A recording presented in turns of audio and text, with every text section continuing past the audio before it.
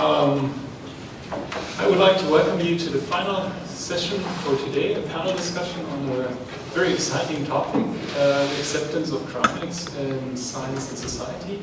And I think it's a topic we've all thought about, discussed about very often. And the question is, why are we here as all dozens of people and not hundreds? Why is there so few cryonicists? What are the obstacles? Both, as it said, in science and in society. And we'll certainly also discuss how these are linked. I'd like to welcome the speakers here. First, Peter has already been introduced today, so I'll just add a short word of thanks. Peter is also one of our members in the German Association. He speaks excellent German.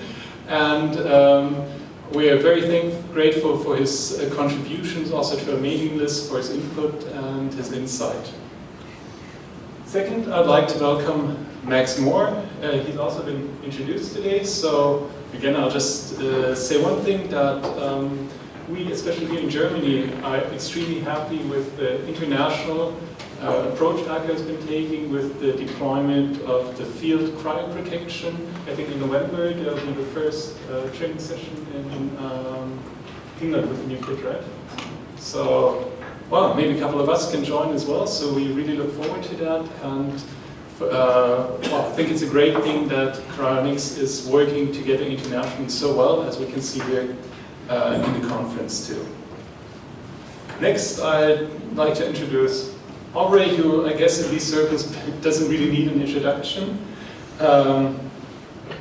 Aubrey is well known for the SENSE project, which, well, I've seen what, well, from the beginning, sort of how Aubrey built this up, pitching it at conferences, until, with really great insight. And which led to him to have the SENSE Research Foundation founded in 2009, which does so many exciting stuff. So I'd like you to check that out on his website, and of course also, if you haven't done so already, his book, Ending Aging.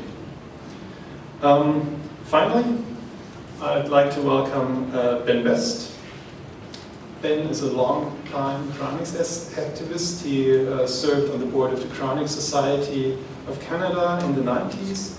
Then he was president and CEO of the Cryonics Institute from 2003 to 2011. And now he's director of research oversight at the Life Extension Foundation, which many of you certainly know and which has played a very important part in cryonics in the US and worldwide.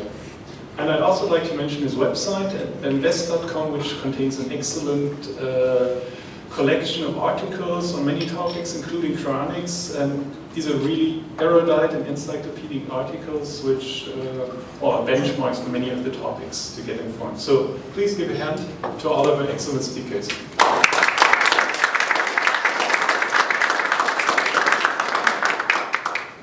So, well, we have the panel discussion in a way that will open the floor to the audience for your questions.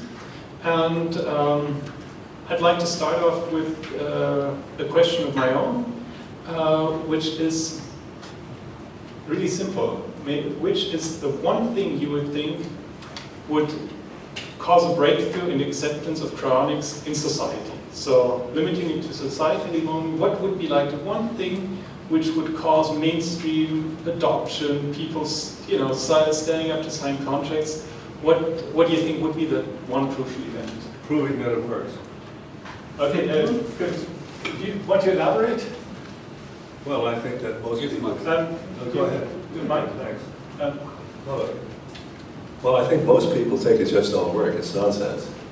And that's a big problem. If we could do it in a human being or do it with a little animal, the world would pop up and say, this is interesting. These people are making progress. If they can bring back to life a little mouse that's frozen to liquid nitrogen and it's still alive and working, that would be so impressive, the world would change.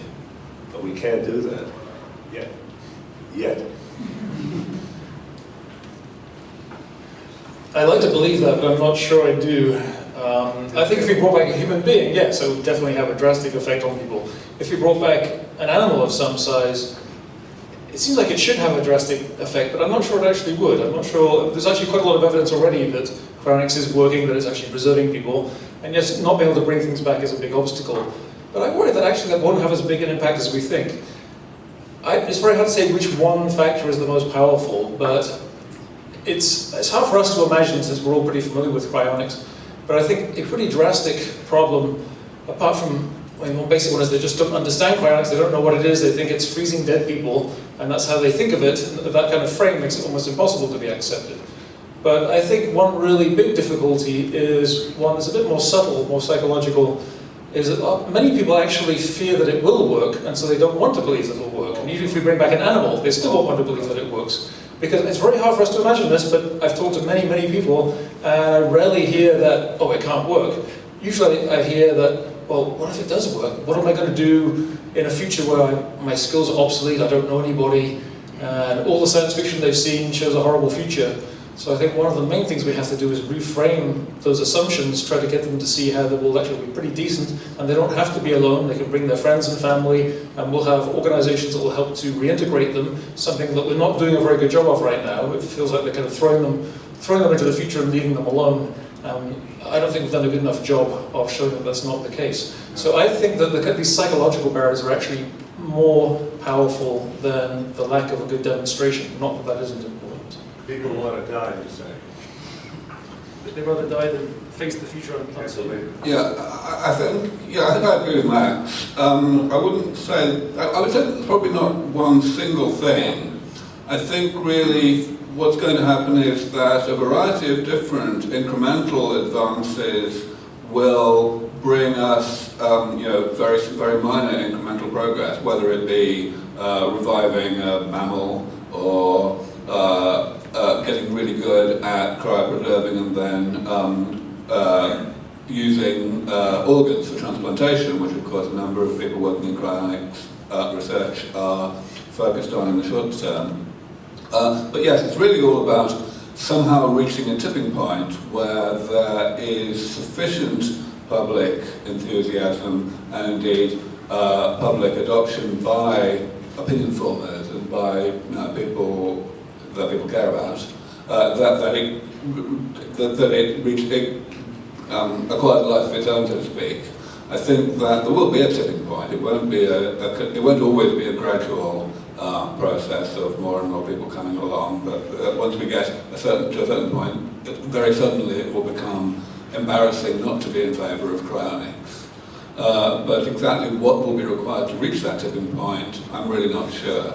I think that Max's point about the psychological barrier is very true. It's certainly true in my own work as well, that many people are very, very much too willing to come up with objections to the desirability of indefinite longevity, and then immediately to switch their brains off and not be interested in looking for reasons why their so-called reservation is actually nonsense.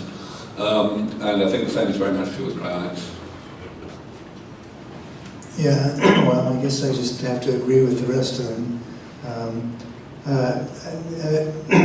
People do, I think what Aubrey's working on is related to the problem. People thinking of aging as a disease and not thinking really in terms of extended youth and extended life being something desirable or achievable.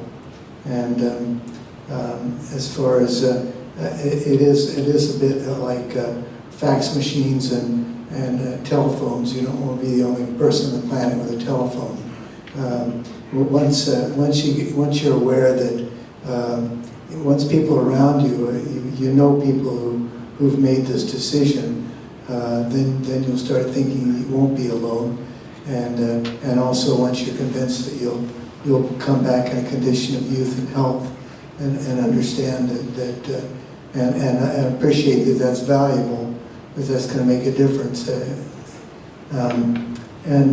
Well, I guess as long as also people need to understand that this isn't sacrilegious, that it's not that there's no 11th commandment that says thou shalt not be cryopreserved, that they're not violating God's will. I think that'll influence a lot of people. And lastly, scientists are very subject to social pressure. That, you know, their status in the scientific community is very important to them, and I guess most of them look to experts who have expertise outside of their own field. And as it stands now, the experts in Society for Cryobiology, for example, are saying it's all hogwash, and so I think that, and scientists just don't like to look foolish or stupid, or like they're not on the leading edge of what's a real science. So that needs to change. I think it's dangerous to sort of have an animosity with scientists. I think we should work closely with scientists. I'd like to ask the panel a question. If you ask people on the street, would you prefer dying when you were old or living in some way? What do you think the percentage would want to die and end it all? When we look at all the religions in the world, Christianity, Islam, they promise some sort of heaven and immortality. And I think all of these people eat that up. What do you think if you ask people now whether they would like to live forever or die? To me, you give me the impression that most people are not interested in this movement for some psychological reason, which is not liking life. Can you give me an estimate? I think, I'm not sure I can answer the question on those terms. I think really the way they think of it, however you phrase the question, they're going to think the question is, would you like to live longer and be a weirdo, or would you die? And they're going to choose to die. Really? Yeah. So if it's socially acceptable, yes, they want to live. Just think about the contradiction between what people do at the end of their life when they know they don't have very long, they may only have a few months, maybe a year. They'll spend vast amounts of money and suffer miserably to live just a little bit longer. But when faced with something like cryopreservation that could give them much, much more life, they say, oh no, I don't want to do that. I'm not interested. So there's something already twisted going on in the thinking there. So I think posing that question, you will not get an answer that's actually truthful, because they're going to rationalize it, because they're afraid of being weird. What do you think the percentage of people that you talk to outside, not here, would tell you they'd like to die and get it over with and not live forever as a Cryonics? What percentage of people would do that, roughly? 90% of the people, or 10% would choose death? I would think 90% would choose life. Maybe, I mean, I guess, do you have any answer, Peter? I mean, are you referring to specific? Well, I'd just like to see their feeling about the world outside. Why would only a small number of people here, why the rest of the world? Micro, please. Yeah, I mean, Peter, to answer your question, I'm pretty sure, actually, that Max is correct, that the vast majority of people would choose to be normal, and to die when it's their time, so to speak. And I think a large part of how they rationalize that is they wouldn't say they want to be normal. They wouldn't say that, well, at least most people wouldn't say that they want to do it because that's the standard thing to want to do. But rather, they would rationalize it in other equally irrational ways. They would, for example, put out of their minds any suggestion that such a life would be an enjoyable, youthful life. Now, again, I have the same problem in my own field. People are incredibly resistant to hearing that and to remembering that we're not talking about keeping people alive in a frail, elderly state of health. It's the same kind of deal, and especially when we have the issue that Nax mentioned of people having it very strongly ingrained in their heads that people who are cryopreserved are in fact dead, and therefore that the whole thing is kind of internally contradictory. You know, then we're faced with a massive psychological problem. Does Ben want to answer that? Oh, you can certainly also, if you have any questions here from the floor, just raise your hand and then we'll, I mean, unless you want, okay, so is anybody carrying up the mic? Or Please, maybe just speak loudly. Yeah, We have also a mic. I'll speak loud. Yeah. Referring to your first question, what will change people's minds? I got, after thinking a long time, another approach. If you could show people that they have to die, that they really understand what this means, death, then they would be here with us, I guess. Want to be what? What's that last thing? If you could people make understand what death is, yes. because they don't know. They say, okay, we all have to die, but this is only speech. They don't feel what it means to die. And this is out of several reasons. I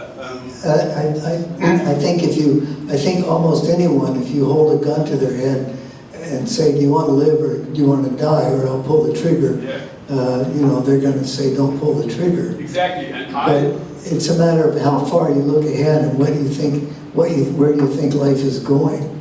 And people.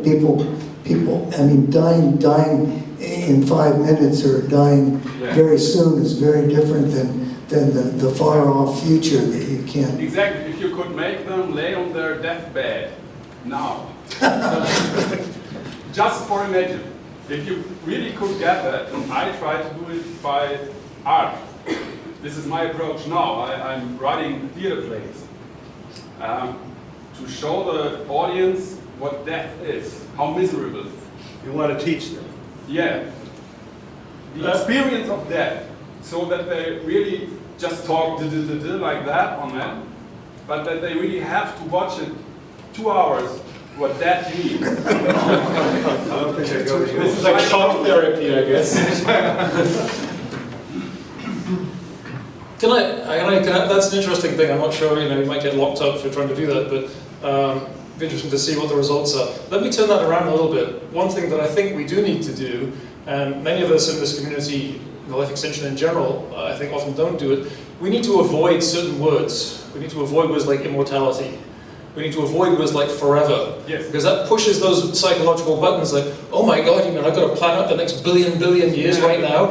What am I going to do? And we have to convince people that's not the way you're going to live an indefinite life. You don't have to plan the next billion years ahead. The next few days, the next year is enough. People have this reaction all the time, apart from the idea that, oh, you're going to be bringing me back as an old person, which is a very common one, and we have to remember to explicitly say that's not the way things are, because people assume that. The other thing is the terror of an indefinite lifespan where they think they have to deal with the whole thing at once. We have to be very careful to avoid that, so don't use words like forever or immortality. Did I do that? No. Sorry. Yeah. So I want to agree with Max and make fun of him at the same time by saying that I think we need to go further than that and avoid words like transhumanism, because really what's I think part of the problem here is that as futurists, as visionaries, people who look forward to considerably more powerful technology of any kind, we tend, when using language like this, to separate ourselves from the present day, and what is much more effective is to emphasize the continuity with the progress that we are all familiar with, that has occurred recently. So, just as, for example, in aging research and longevity research, we indeed avoid, as much as we can, or I certainly do, words like immortality or even longevity, except to the extent of pointing out that longevity would be a nice side effect of staying healthy. Similarly, in other technologies, it's useful to emphasize, for example, that artificial intelligence is really no more than a good deal more progress in automation, for example. Just a quick comment on that. I don't disagree with that, Aubrey. I think obviously there's a place to discuss transhumanism, but I always try to avoid that in the context of cryonics because, as you say, it's just adding on more things that we have to buy into and they scare them off. More shock levels, I guess, in a way. Hey, Gilbert, you want to tell us? Give me a microphone, please. I think it's better if we do have a microphone in the audience. Yeah, you have one, yes. Thank you very much. If you, in your mind, get into distance from this very detailed situation, when you look at you, or if someone from the outside would look at you, or at us, at Cryonics, he would say they have an idea, a more or less crazy idea,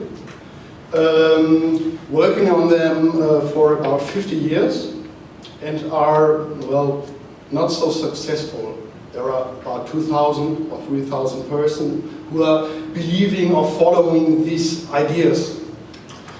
And if you compare, on the one hand you could say, well, that is the problem, the idea is complicated or, difficult to explain, and this is the problem why it is not so successful. But if you compare it to other organizations which have, for example, as idiotic ideas, they are very much more successful.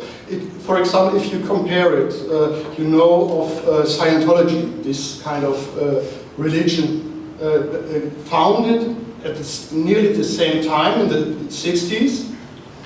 And the idea of Scientology, from my point of view, is much more idiotic than Cryonics is. And why?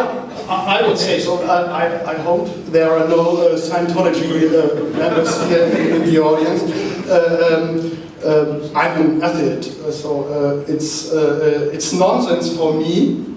But in comparison to you, they are much more than 100 times more successful than you. They have hundreds of thousands of members.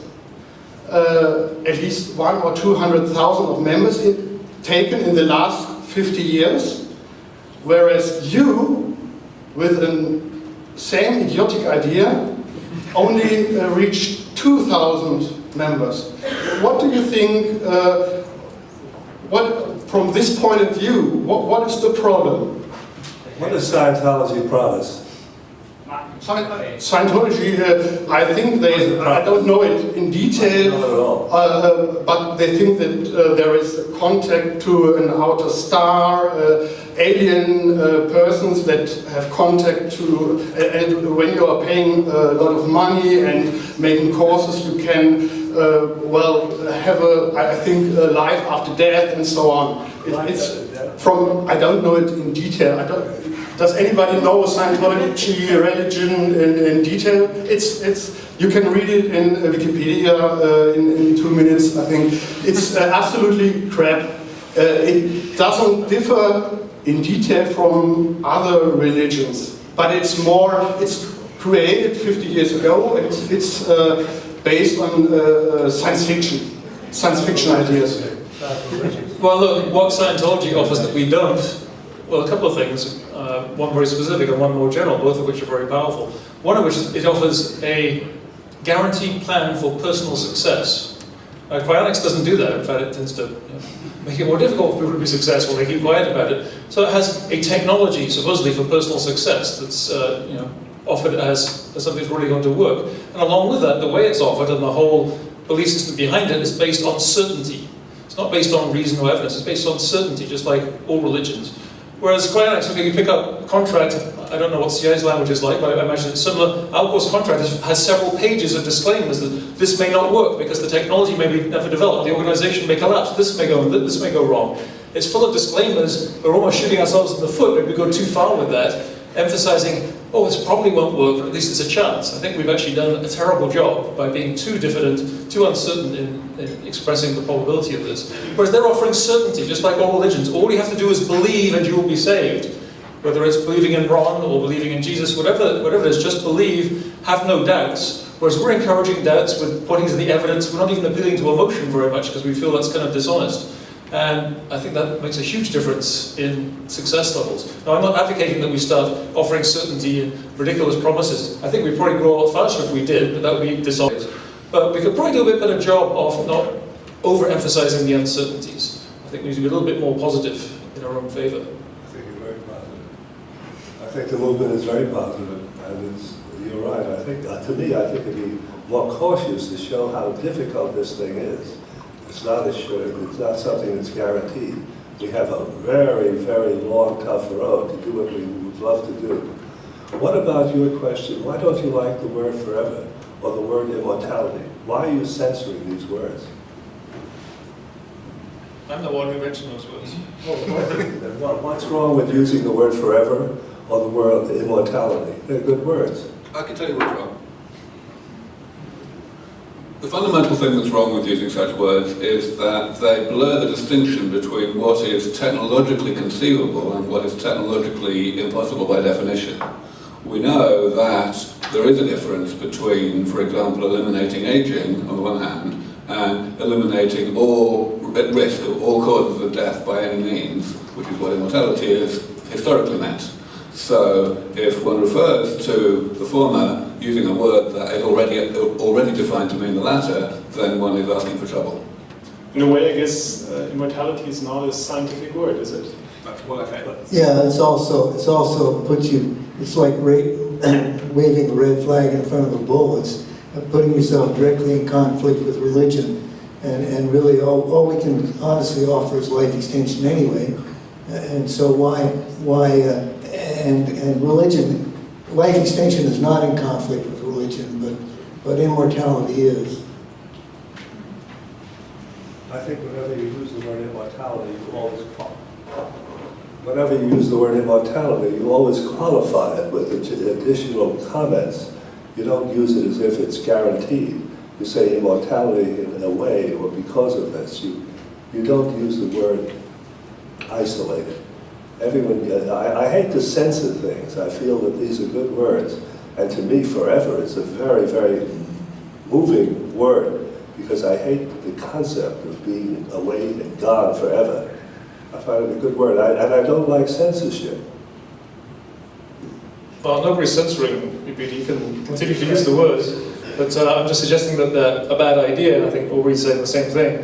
The way I try to frame cryonics, one of the first things I usually say when I'm talking about it, people having a tour with the media or whatever it is, I like to first of all begin by framing cryonics as an extension of emergency medicine or an extension of critical care medicine. That puts us into the mainstream. That takes us away from freezing dead people in competition with religion forever, all those things. It's simply doing what medicine's supposed to do, which is to help you not die.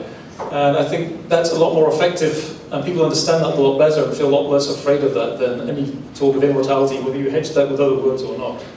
Actually, I'd like to ask the audience a question about that, actually. And this is something that maybe has already been discussed many years ago within the cryonics community, for all I know. I'm a relative newcomer compared to everyone else up here. In contrast to the panel up here, which is made up entirely of people from the three nations that have had the greatest support in cryonics over the past 40 years, of course there are many nations represented among the audience here. And if we take what Max has just said, and we take it to its logical conclusion, we should be thinking in terms of biting the bullet and advocating a definition of legal death that is considerably more damaged, so to speak, than today's conventional definition of legal death. If, for example, there were some actual country, some jurisdiction, in which legal death were defined in such a way that the highest standard of cryopreservation that is achieved today, you would not be declared dead, then we have a rather different situation. First of all, you can't pay for your cryopreservation with life insurance anymore, but of course you can pay for it with health insurance, in principle. And secondly, one starts to be able to speak much more plausibly about the idea of elective cryopreservation, which of course is something that has come up a lot in this community. So what I'm asking really, what I'm interested in hearing opinions on, and also information about, is what is currently the range of definitions of legal death that exist in different countries around the world? Is there a range at all, or is there some kind of international treaty that says it's all got to be this way everywhere? And to the extent that it might be extended, how would that actually be brought about? Good question. Anyone? Maybe Ben can tell us whether that has been discussed in the past. Well, one of the major paradigms in cryonics has been information theoretic death, which is, in my mind, a concept that's hard to get your mind around, but it's the state in which the information in your mind and your personality has been so destroyed that it can't be restored, such as being thrown into a blast furnace, for example. I don't find the information theoretic death very helpful, and I don't think there's any country in the world that's going to be accepting that, aside from the fact that it's hard to define.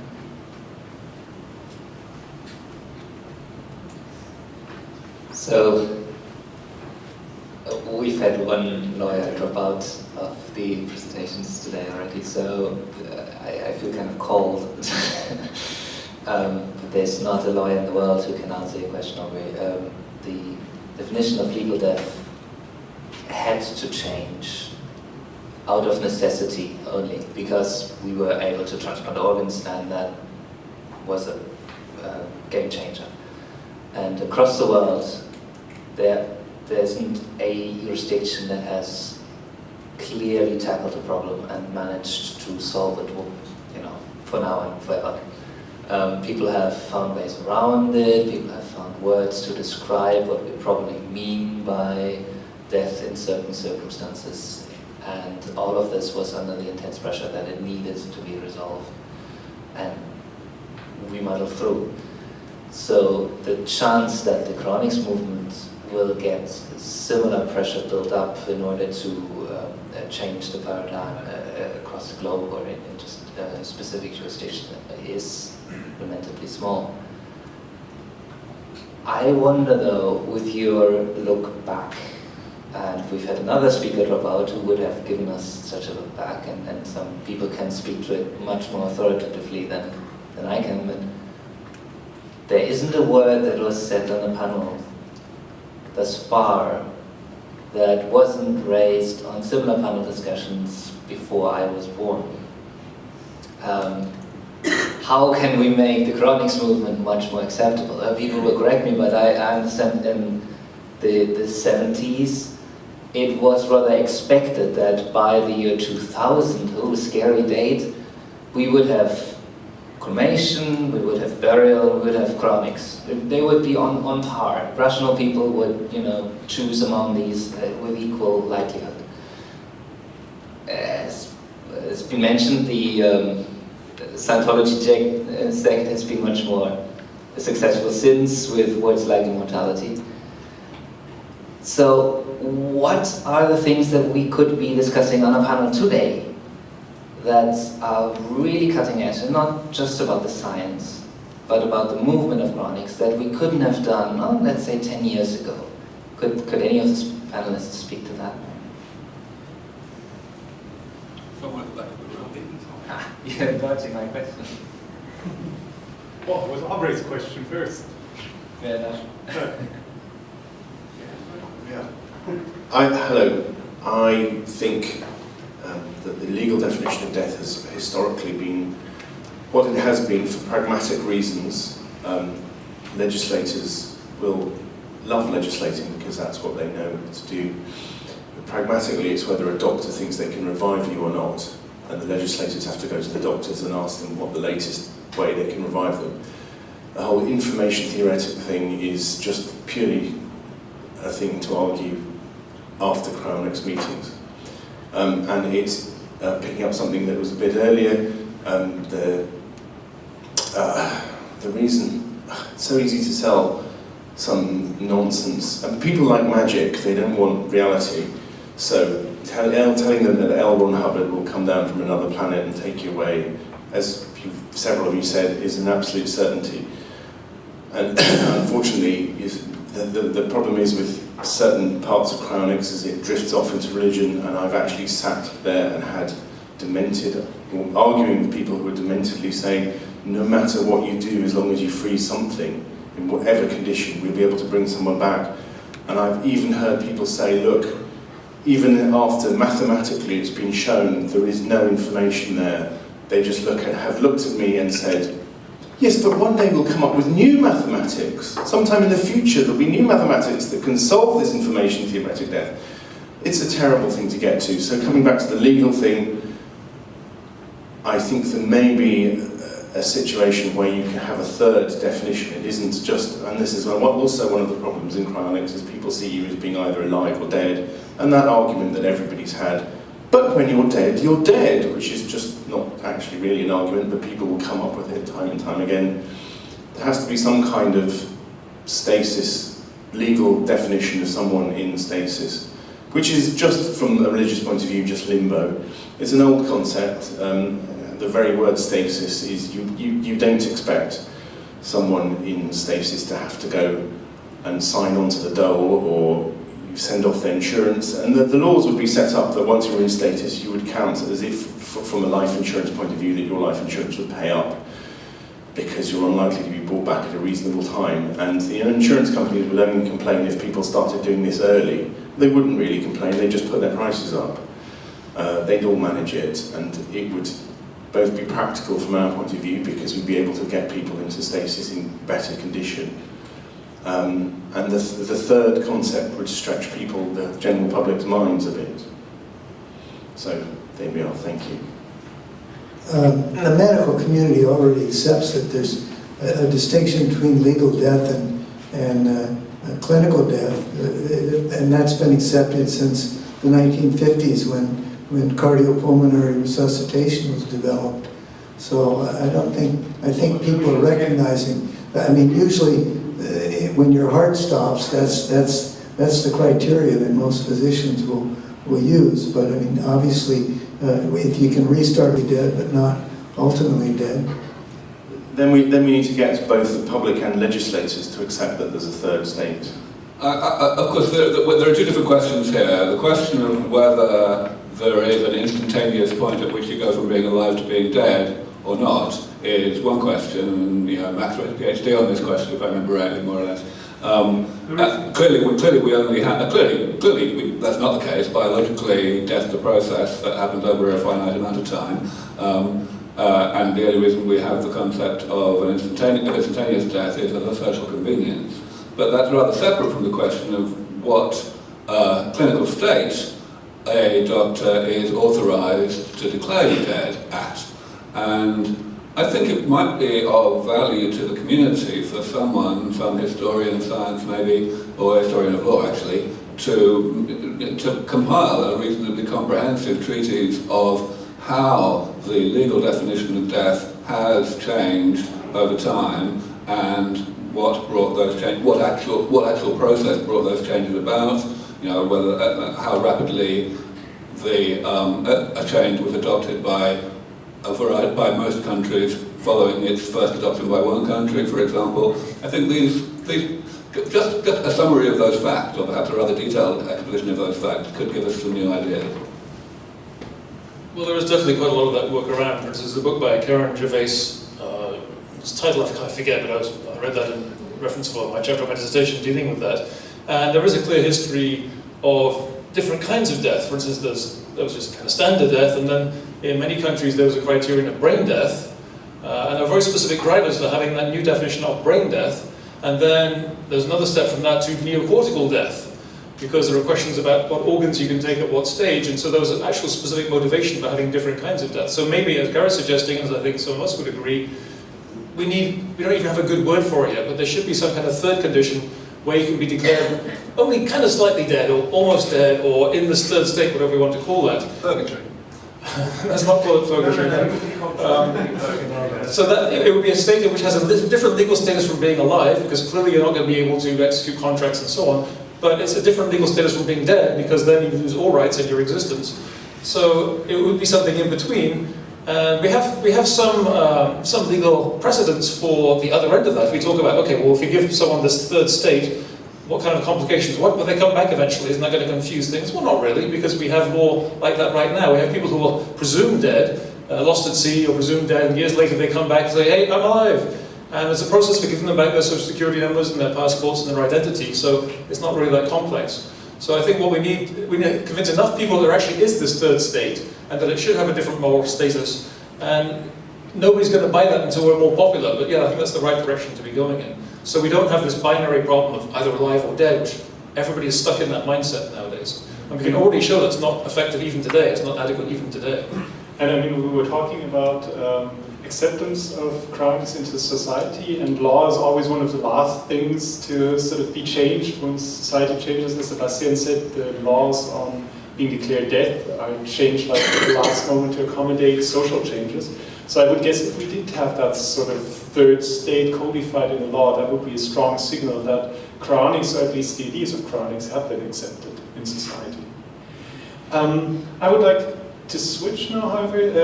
The panel is called Acceptance of Cryonics in Science and Society. And we've talked a lot about society so far. And of course, there's a very long and fraught history of cryonics in science as well. And obviously, given that the bylaws of the Cryonics Society for Cryobiology is still in effect, cryonics is not accepted as science, at least in these quarters, and there's still quite some bitter fighting and suspicion and stuff going on. So maybe looking forward and retaking that question from the scientific perspective. What would be something which would change the minds of the, what would we, maybe put it like this, what would be something which would cause a bylaw in the Society of Cryobiology to be changed? What would be something that cryonics would be accepted as a legal thing in the scientific mainstream? In the way, by the way, that aging research has been, or anti-aging research, has been accepted in the US at least. I mean, here in Germany it's still a very hot topic. But in the US, I feel more and more scientists are coming out and saying, you know, I want to stop aging, I want to make, restore youth, and that's seen as legitimate. Cryonics is not on that level of legitimacy. How could it get there? By publishing scientific articles that the cryobiologists would referee and agree with, and be impressed with your scientific activity. We really are not in the mainstream scientific channels.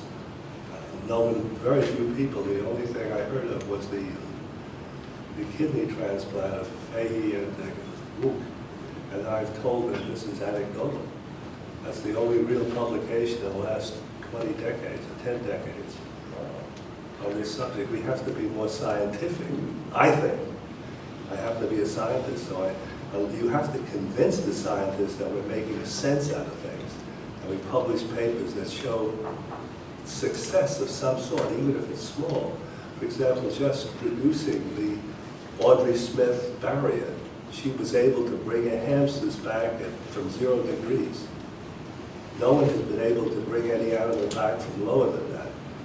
Suda brought some artifaction, not artifaction, really very poor responses back from a cat that was put in a freezing department. That is not quite as good as Aubrey Smith's work, but we need to do scientific publications that are refereed and accepted by the cryobiology community. That would give us a lot of stature. I agree with that. I would add that I think making individual connections with influential research is going to be very important to bridge the gap. For instance, you might have read earlier this year, because it was in many different science magazines, about research being done at the University of Arizona in Tucson, along with the Pittsburgh Hospital, by Peter Rhea and other people. The idea being to do low temperature surgery, surgery on human beings at a temperature that's never been done before, down at just 10 degrees C. That's really pretty chilly. It's nothing very special to us based on our research, but that's kind of a radical breakthrough, the idea being that we have about 4 times as much time to do the surgery with slower metabolism. Now, the lead researcher, one of the 2 lead researchers, actually came to visit Alcor. And we were kind of expecting that he'd sort of, maybe laugh at us or say, I'm not even going to come, or I don't want to be associated with you. But no, he actually came along and he listened to us. He said, well, that makes sense. What you're doing is rather more radical than what I'm proposing, but it's basically the same principle. And he even said this in the media. And that's pretty impressive, because this is a guy who's an eminent surgery researcher. He's the president's personal physician on some of his trips. So making individual contacts like that, individual people showing that you're real and you're serious and it's based on science, can make quite a difference. The other thing I like to observe is that there's this infuriating tendency of arrogant ignorance on the part of people like Michio Kaku, who's a popular science presenter and has a physics background, who is quite happy to go on the internet and make a video about how cryonics is just nonsense, because obviously the ice forms inside the cells and expands and blows them up, which is just not true, but hadn't bothered to do any research. And you hear that thing over and over again, oh, the cells will burst. It's like trying to turn hamburger back into cow.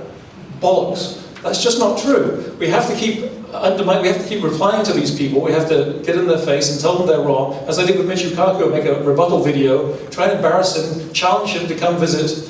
We have to push back on these people because other scientists who aren't experts in that area will hear that and just dismiss the whole thing as a fantasy. So we have to keep correcting that basic misconception. So correcting misconception and making personal contacts with eminent research. Next, before you go on, to sort of dispel this myth once and forever, can you quickly say, because I'm not sure if everybody knows, why this is clearly erroneous that ice will form inside the cells and not through the cells?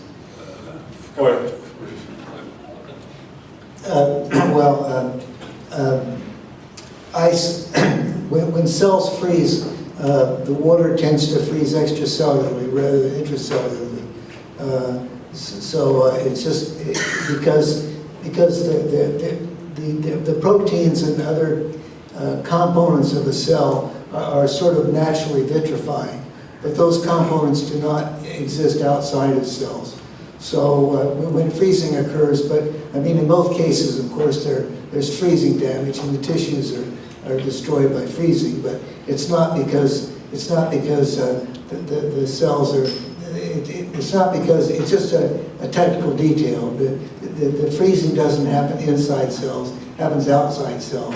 But even so, it's true that ice expands. Has a 9%. Ice has a 9% greater volume than water, and the cells end up being crushed rather than bursting from the inside. If you don't use cryoprotectants. Well, of course, I'm talking about straight freezing.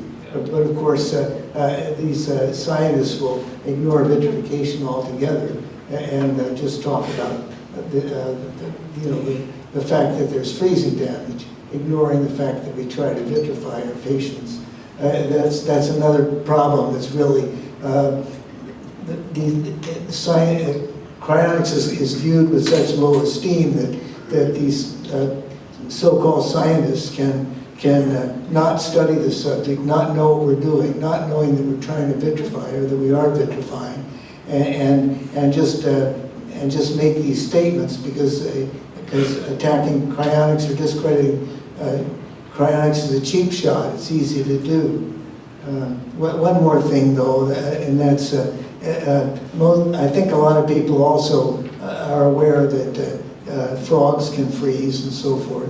And they don't freeze to liquid nitrogen temperature or the way we do, but a lot of people are aware of this phenomenon. It doesn't seem to have made a big difference to them. I mean, this is an animal that mostly freezes and comes back. And also, we don't say that our cryonics people are dead. We say they're patients. They're metabolically challenged. So in the cryonics community, we have this terminology, but it's not a terminology that's accepted outside the community. So I think this is going to be the first time in the session so far where any of the panelists have had a chance to disagree substantially with any of the other panelists. I would like to somewhat depart from what Peter said in response to the question, because I don't think it's as simple as publishing scientific papers. I think that the process of gaining scientific credibility for a radical new venture should, in principle, be achieved exactly in the way that you described by publishing papers. But the thing is, we do publish papers. I mean, sorry, the people in the field who are doing the most important work certainly publish. Greg Fay, in particular, taken great pains to give a very low profile to his cryonics interest throughout his career, precisely in order that he can carry on publishing in the main publication of the Society for Cryobiology. And that he's still recognized as one of the very foremost cryobiologists in the world. But it hasn't helped. I would say the reason it hasn't helped. Well, the question is, what would be enough? enough in volume or enough in amount of progress? So the example you gave was, if we can revive a mouse, then the scientists are going to come on board. Of course they are, but then the scientists cease to be the problem because the public will come on board as well.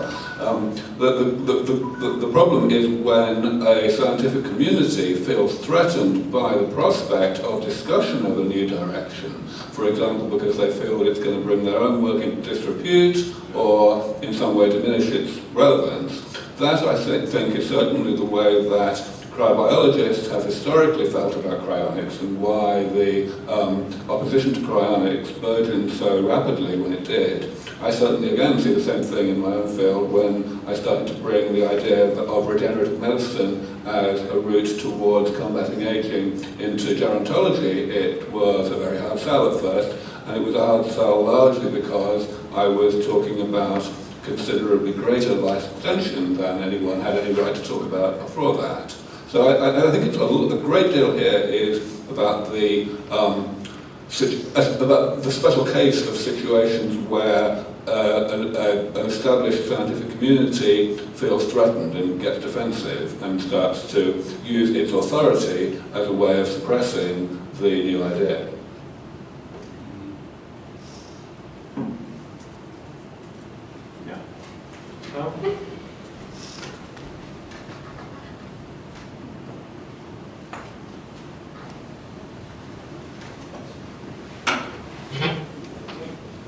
Thanks. So I'm fairly new to, it's the first meeting I come, but I certainly come from a more of aging perspective. And one thing, you were talking about engaging researchers and other scientists. You gave, for example, the example of Michio Kaku.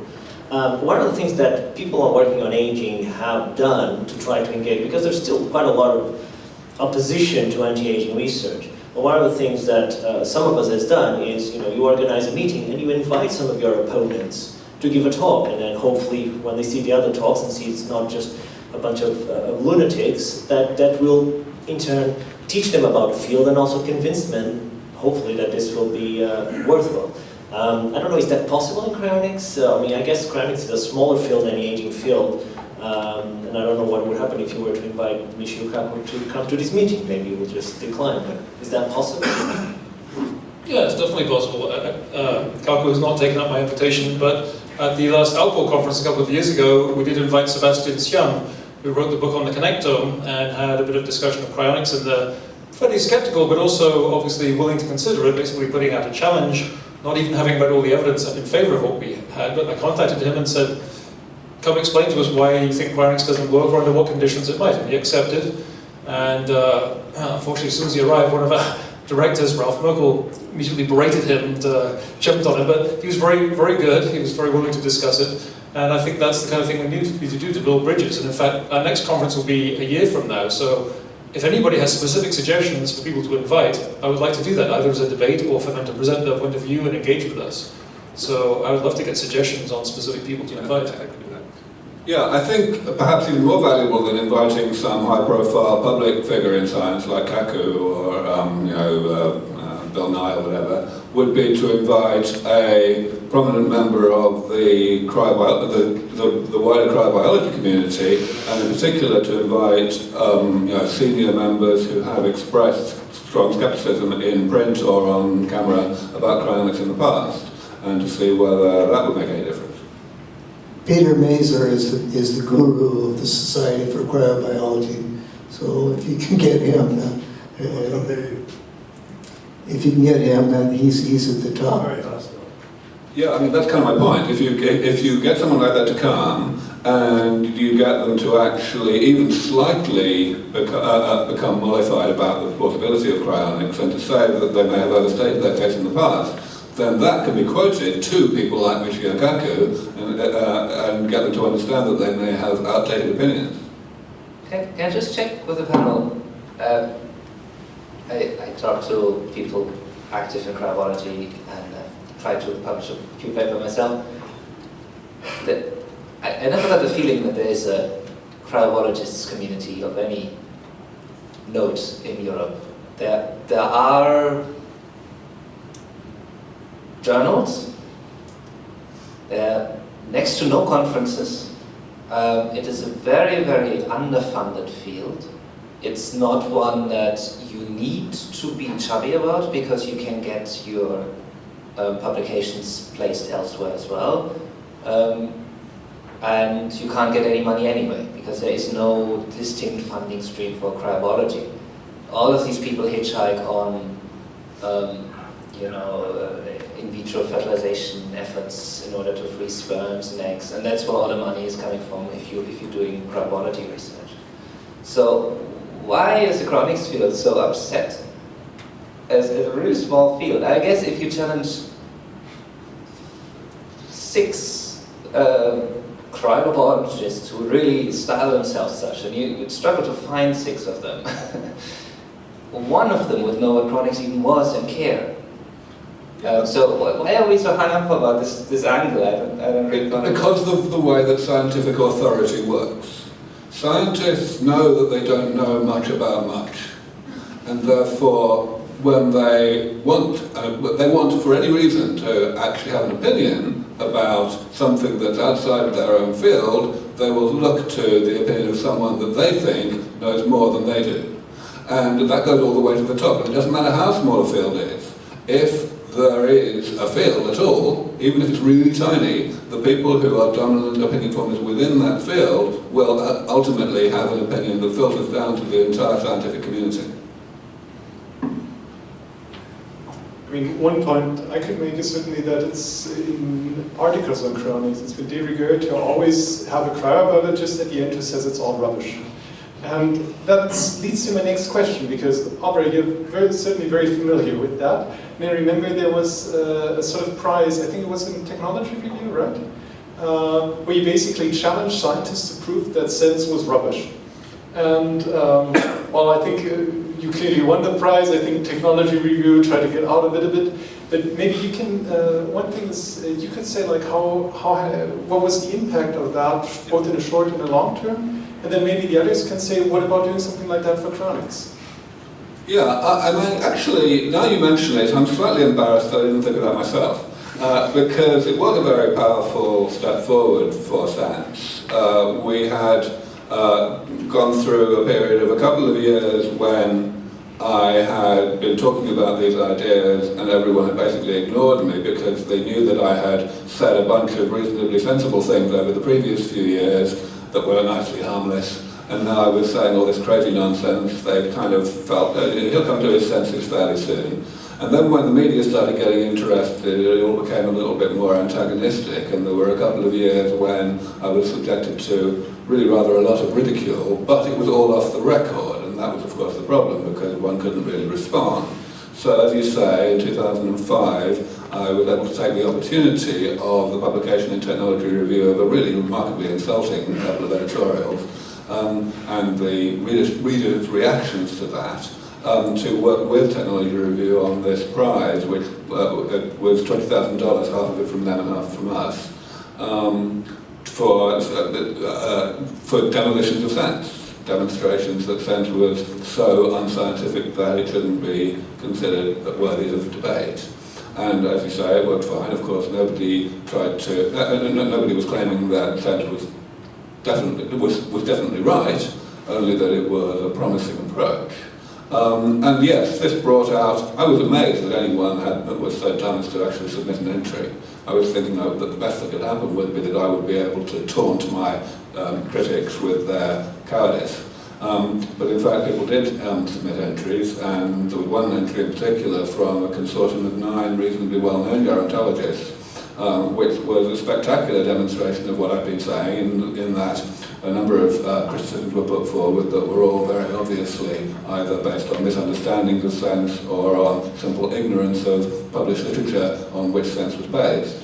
So yes, it was a great way to move forward, and certainly over the subsequent 3 or 4 years, I would say, as the dust settled, a large number of prominent gerontologists who had previously been either staying silent or even being quite publicly opposed to what I'd been saying shifted very substantially in my direction. And the result has certainly been very productive in terms of the mainstream acceptance of sense within the scientific community, within the gerontology community, and of course thereby in the wider community.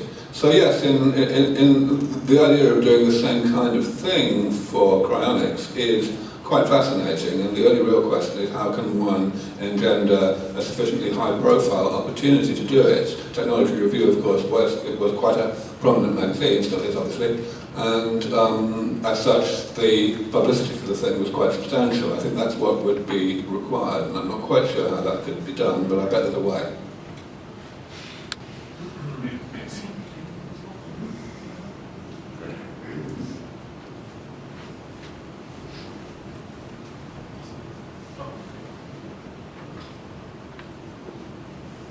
Hello, me again, sorry. That, thank you, was terrifically inspiring, actually, because it had occurred to me about that a prize might be a good idea, but I had always thought of things like the X Prize, which was a huge amount of money, and I had no idea that your prize was only $20,000, and half of it was put up by the magazine. I mean, come on, we can get together $10,000. That's, you know, I'll put the first $100 in. $100 in. That we should do that. And Cryonics gets more ridicule and more publicity than, because, you know, he's you know, always at the end of the news, he's an idiot who's having his head frozen when they run out of things on a quiet news day. That would be just brilliant, and I didn't realise it was such a small amount of money. We do it seriously. I'm putting I'll put in more than $100. I'll match anything that anybody else. Well, no, I won't, just in case there's someone very rich here today. But we'll do it. I'll put in the money. Tell me, what is this prize for? To do the. Aubrey will explain it to you afterwards. To do what he was just saying. To have a prize to get Technology Review or whoever we find to say how cryonics is complete rubbish, can't ever work, pile of cobblers is nothing, and then explain exactly why. And then we'll come in and we will need a lot of input from Aubrey to see how he did it so that he won. But that was just being good at knowing his field, I suppose. Actually, no, it was.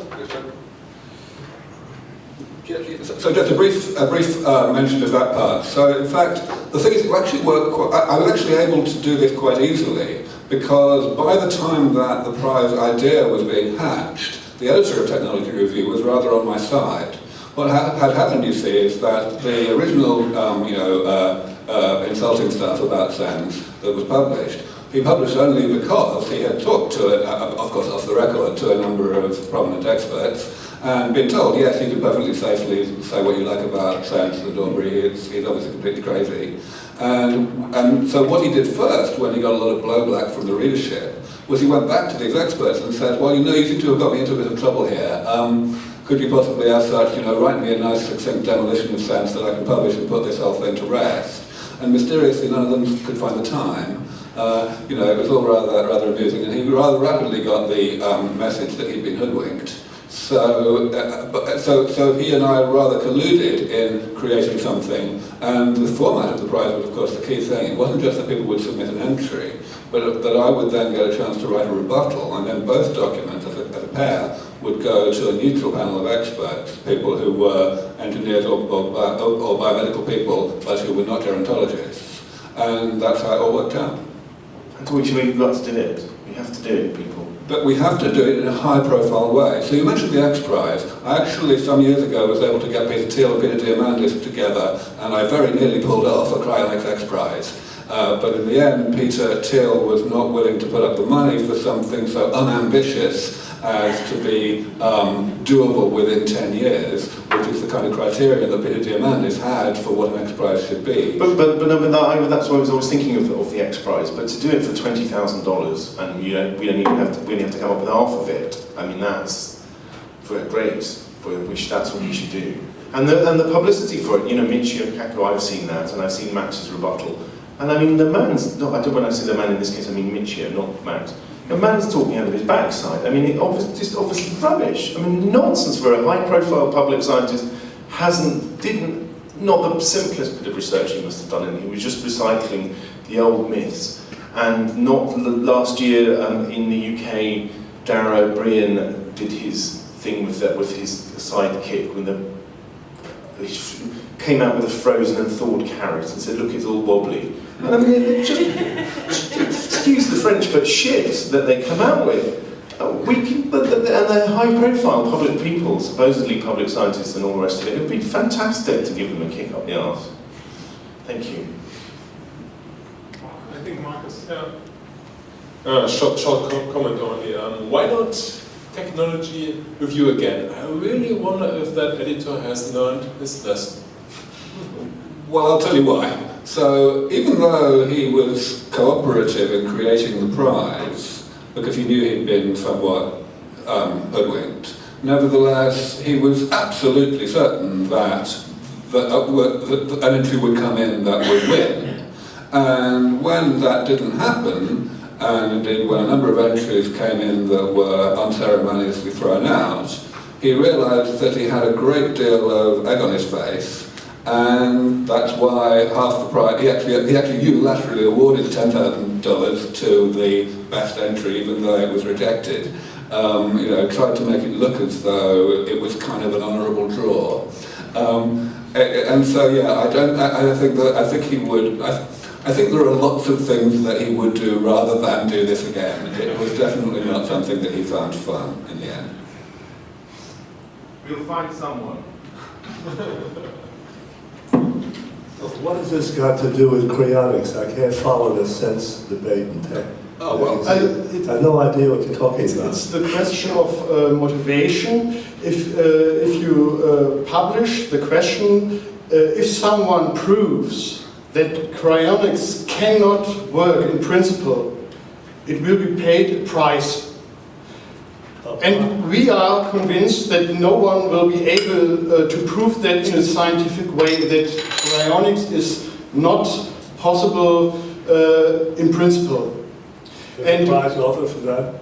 The idea would to offer a prize to prove, to have for a scientific proof that cryonics does not work. And from what my question is, from my point of view, it doesn't matter if it's Technology Review or another newspaper. If the price is high enough, and 20,000 is not a sensation. Sensation would be $1 million, for example.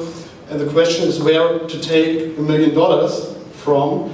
And so is my question. You're saying that someone offers $1 million to show that cryonics doesn't work? Yes, we have it. Is that the point? That $1 million for showing that cryonics doesn't work. In principle, cannot work in the future. That it's. Don't you want to stand with such dilemmas and such debates? Don't you want to avoid these things and just stick to science? No, it's just argumentative and causes friction between the scientific community. Just avoid these people if they make statements like that. To me, it's an awful waste of time. It's hard to avoid these people if Michio Kaku listens to them. I think the best thing is in ignorance and ignoring Michio, whoever he is, just ignoring them. They have the network, the scientific network. We cannot ignore them. Stick to our main goal, to try to show that you can preserve. Aubrey said that he has good experience with such a kind of scientific confrontation. But now, please, the question, what I want to ask to CI, to a former director and to Alcor, because we have $1 million. And I know that the patients trust you and trust for your handling of the money. But if you would give $1 million for a scientific proof that cryonics will not work, if this proof will happen, so if someone will prove that cryonics cannot work, then you don't need any money anymore. So it would, and my conviction is that you will not lose the money. So there is absolutely no risk if you would say we give $1 million for a scientific proof that cryonics does not work. It's not their own money. You're trusting the judging panel. lose the Yeah, job. in that sense, no risk. It depends on the judging panel. In this case, you managed to get pretty reasonable people. It'd be very difficult in cryonics. It actually be probably more difficult because they have to understand not only that maybe the cryobiology, but also what kind of technology, which we don't really know yet, but in the future. Right. The definition of this price must be very pedantic, very precise, not just proof that cryonics does not work, but this is the headline. But in detail, it must be precisely specified what to achieve to get this price. Yeah, but also there's no way the patient care trust fund is going to put $1 million for that because that's not patient care money. Now, maybe we have money in our reserve funds, maybe we could raise money for that kind of purpose if we needed that large amount of money. But it's not coming out of the patient care fund, that's for sure. Yeah, so from my experience with the technology review thing, I would say that actually the definition of the prize is relatively easy. One can simply say that one has to that the winner would have to demonstrate that the revival of someone cryopreserved with the best technology available today is so implausible that it's not worthy of scientific debate. That's more or less exactly the language that was used in the technology review thing. But I agree with Max that the really hard part is to make sure that the that the prize judges are appropriate people. What happened in the technology review case was that all but one of the judges were actually identified by the magazine. There were 2 biotechnologists and 2 people who were actually from the IT world, Nathan Mervold and Rod Brooks. Very prominent people, all of them. And the one that I brought in was Craig Venter. So it was, obviously highly respected people. Now, in terms of what they already know, what their expertise is, it's really the important thing is what their expertise is not, such that they will not be seen as in any way biased either positively or negatively, and will not see any reason to be biased positively or negatively, not to be part of either the pro or anti-cryonics community. And that's probably not very hard, but they've got to be really high-profile people. I would be most impressed if the judges were members of the Society for Cryobiology. I don't think that they would honor any other group as being more qualified to be judges. And as I mentioned before, Peter Mazur is probably amongst the Society for Cryobiology the scientist held in highest esteem by all the other cryobiologists. And as a matter of fact, Peter Mazur has made a statement to the press is that I think it can be proven that the possibility of cryonics working is so low to be virtually zero, and he made that statement, but I've never heard what his proof is. And it's doubly qualified, right? He thinks it can be proven that it's a very low probability. So. Yeah, I think certainly Mazur is the sort of person you want to be submitting an entry. I think the judges need to be people with absolutely indisputable credentials in science or technology generally. Members of the National Academy, things like that. That's what you need. Okay, I think we have time for a last round of questions. Let's see, there's one over there. Is there anybody else who would like to have? Okay, then I'd say we'll have exactly. We have these 2 questions, and then we'll finish off with the panel. So.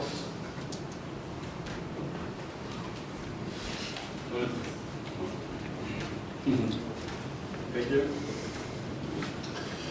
Did some of you try to make a contact to Arthur Livingston, Calico, Google, because there might be money and maybe prestige? People love Google. So, of course, Calico, our Livingston company, is not likely to work on cryonics. Okay.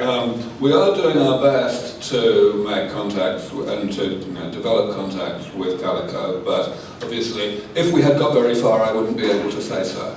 Okay.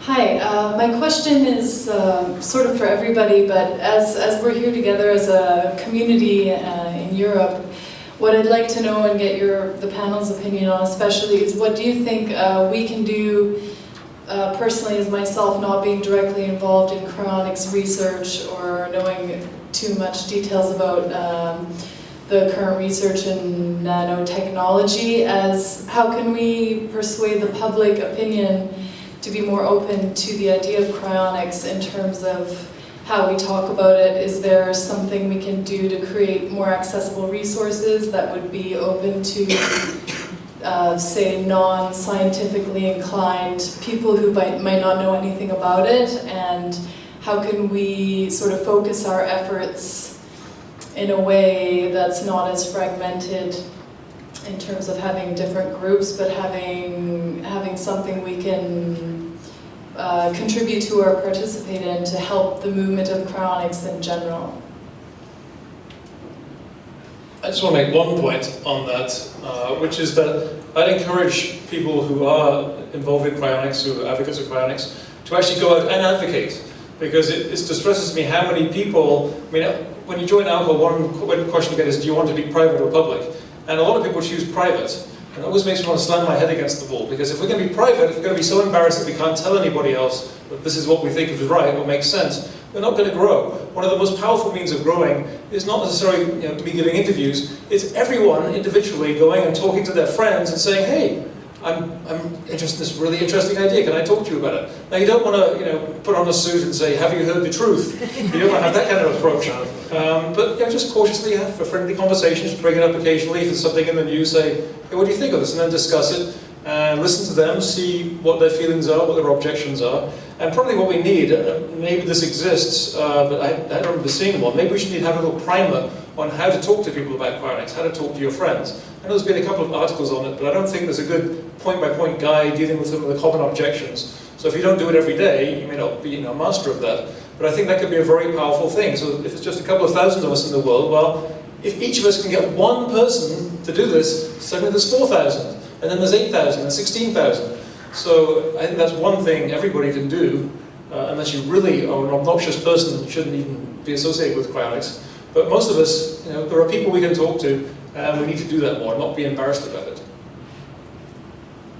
I'm here, I'm a cryo, you better get used to it. Yeah. I'd like to follow up on that. I'll give my chance to Peter in a second. I think that's a very interesting fact. I certainly agree with it. I wonder whether it can be done in a kind of indirect way, which wouldn't be so effective, but might have some effect, by Alcor and CI themselves. Here's a suggestion I've got for Max. To get one of your staff to actually go through the entire membership list, and for each person, just check whether they have a Wikipedia page. Okay? So divide them into those two groups. Okay? And then, first of all, see whether the people who do have a Wikipedia page are more likely to be public than the people who don't. Right? So, in other words, see whether being a public figure is a disincentive, or whether that disincentive is somehow outweighed by one's, self-worth or ego or whatever. And then one can use it. Having got those statistics, one might be able to use them as a way of getting the word out. So, for example, if it turned out that only 20% of members are public, but 40% of members with a Wikipedia page are public, then this is kind of, the public figures are leading by example, and you can kind of use that. I think I'm outnumbered on this committee, but I want to reiterate the point. The most powerful way that we can impress people and the scientific community is by publishing impressive papers related to this field. That's the most important thing we can do. Okay, so I think we just briefly mention, for Alcor members, if you're an Alcor member and you haven't, you should have already received one of these, but what we did not too long ago, a couple of months ago, is we sent out 2 free associate membership cards to all existing Alcor members with the strong suggestion that hand these to one of your friends. Basically, it's giving them a free year subscription to the magazine and has a number of other benefits. It's a little foot in the store strategy, so you don't have to sign on to buy the whole idea. Just, take one of these if you're sufficiently interested to get the magazine and a few things like that. So I think these very incremental strategies might help a bit too. So that's a very nice closing remark directed to us. Get out there, spread the word. Maybe Ben or Aubrey, do you have any other closing remarks you'd like to say?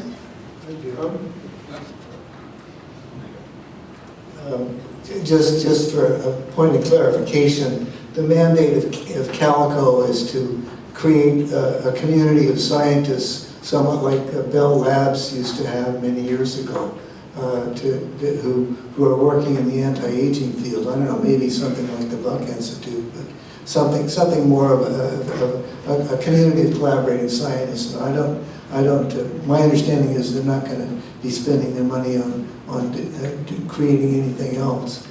And that's news to me. The other point is I really disagree with Aubrey in terms of I think if you're looking for judges, the judges that are going to be viewed as being most competent are going to be members of the Society for Cryobiology. These are the people who are the most respected as being knowledgeable about the technologies involved in cryonics, not somebody who has expertise in some other field of science. Well, no, it certainly wouldn't have worked if the judges in the technology review thing were from the mainstream of gerontology. Then I would definitely not have won.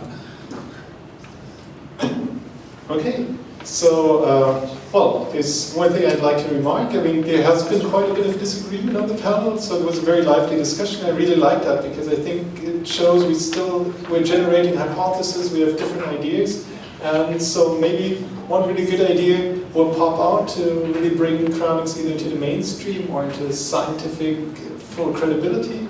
But it might also be a long incremental process, and I would like to thank all of you for playing a part in that as well.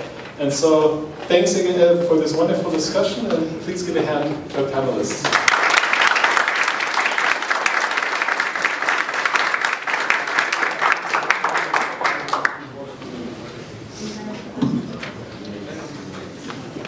Yeah, let's also thank very much our moderator, Torsten, for keeping this